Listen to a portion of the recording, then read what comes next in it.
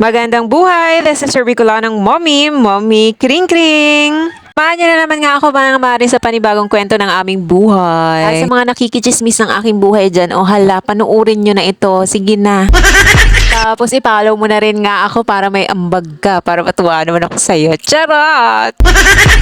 Charot lang, baka may tumahol. Aw.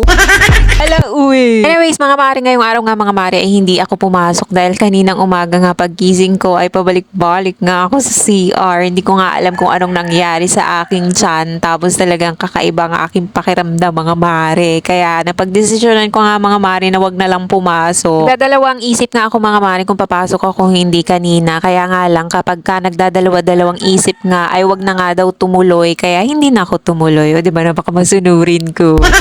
At aside nga mga mare sa masama yung tiyan ko kanina, ay talagang pagod na pagod nga ang aking katawan mga mare. Parang naghuhumiyaw na gusto na pahinga muna. Ganito talaga ako mga mare. Talagang nag-e-expire ang aking katawan. Hindi talaga ako nakaka-straight ng isang linggo. Pagkapakiramdam ko nga mga mare na hindi na okay ang aking katawan ay talagang hindi na ako pumapasok. Hindi ko pipilitin ang aking sarili mga mare dahil kulang pa nga ang aking sasahurin ng isang araw sa pampagamot na naman. At nung tanghali nga mga mare ay medyo okay na nga ako. Kaya ito nga nag-asikaso na rin nga ako mga mare at naglaba talaga ako ngayong araw para mabawasan nga ang aming labahin. Pagka wala ang trabaho o hindi ako pumasok mga mare ay nandito nga lang ako sa loob ng bahay. Saan kapag nabuburyo nga ako mga mare ay pumupunta ako sa bahay ng aking kapatid at dun nga ako nakikichismis. Pili nga lang mga mare ang mga taong aking kinakausap. Alam niyo ba mga mare, mas gusto ko nga talaga mga mare na walang pinagkukwentuhan. Pagka naging open book ka nga mga mare sa ibang tao ay parang nibigyan mo nga sila ng pagkakataon na pakialaman ang iyong buhay. Simula nga mga mare nung nagkaedad na ako mga mare ay ayaw ko na talagang nakikipag-umpukan sa isang lamesa na puro kwento